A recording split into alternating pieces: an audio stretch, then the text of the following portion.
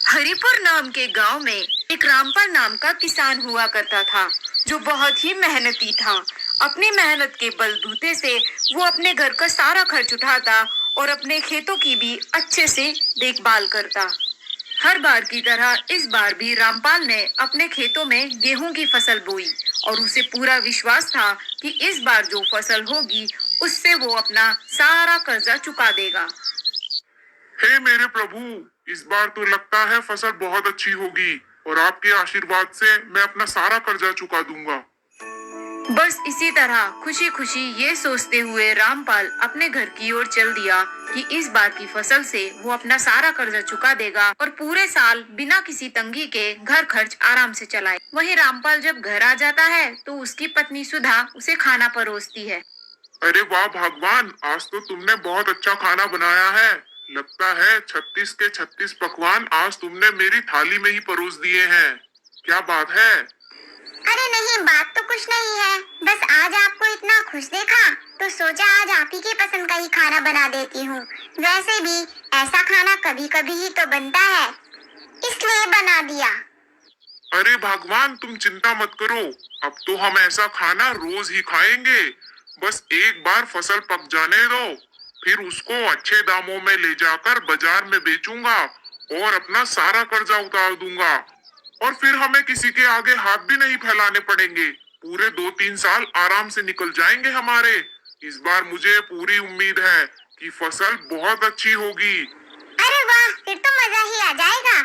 रामपाल का पूरा परिवार इस बात को सोचकर बहुत खुश हुआ कि अब जो भी होगा वो बहुत अच्छा होगा और उनके गरीबी के दिन बहुत जल्दी ही दूर होने वाले हैं। वहीं खाना खाने के बाद रामपाल और उसकी पत्नी सुधा अपने घर के आंगन में आराम से सो जाते हैं। वो इतनी गहरी नींद में सो रहे होते हैं कि आसपास क्या हो रहा है उन्हें कुछ भी पता नहीं चलता।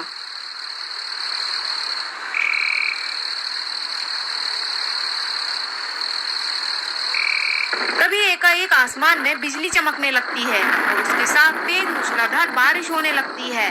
बारिश की इतनी तेज आवाज सुनकर रामपाल अचानक उठ खड़ा होता है।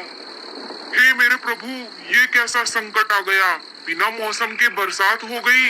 अरे नहीं प्रभु, ऐसे ही बरसात होती रही तो मेरी सारी फसल खराब हो जाएगी। हे भगवान, अब क्या होगा। कहीं मेरी सारी फसल खराब न हो जाए। अगर ऐसा ही हुआ तो मैं सेठ जी का कर्जा कैसे चुकाऊंगा। रामपाल वहीं खिड़की के किनारे खड़ा होकर ये सब सोच ही रहा था कि इतने में उसकी पत्नी सुधा की आंखें खुलती है और वो रामपाल के पास आती है। हे भगवान, ये क्या हो गया। इतनी तेज बारिश कैसे हो गई। अब तो सारी फसल खराब हो जाएगी। अब क्या होगा, हम क्या करेंगे, कैसे रहेंगे।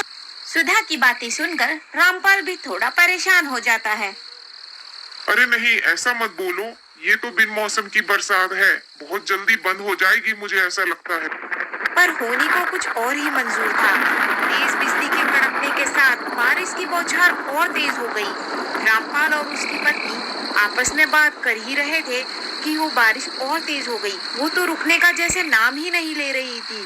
दोनों परेशान थे कि अब क्या होगा, कैसे फसल बचेगी, क्या किया जाए। वहीं पूरी रात बरसात होने के बाद दिन के समय में भी बरसात नहीं रुकी और रामपाल वहीं बैठकर ये सोचता रहा कि अब तो मेरी फसल खराब हो गई, अब मैं क्या करूंगा।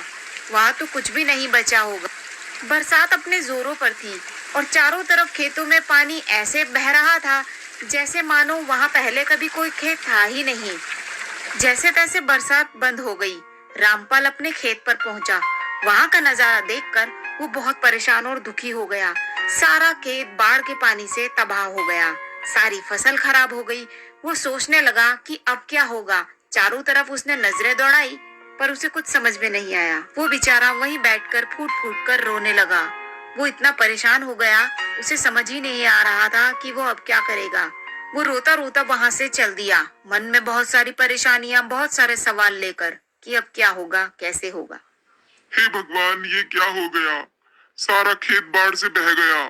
अब मैं जमींदार का खर्चा कैसे चुकाऊंगा। मैं कहीं का नहीं रहा। क्या करूं भगवान, क्या करूं। रामपाल चलते चलते एक नदी के पास जाकर बैठ गया। वहीं वो बैठकर ये सोचने लगा कि अब इतने परेशानी के बाद मैं घर कैसे जा सकता हूँ। वो सोचने लगा कि क्यों ना मैं इस नदी में कूदकर अपनी जान दे दूं। अब मैं घर जाकर अपनी पत्नी सुधा को क्या मुंह दिखाऊंगा?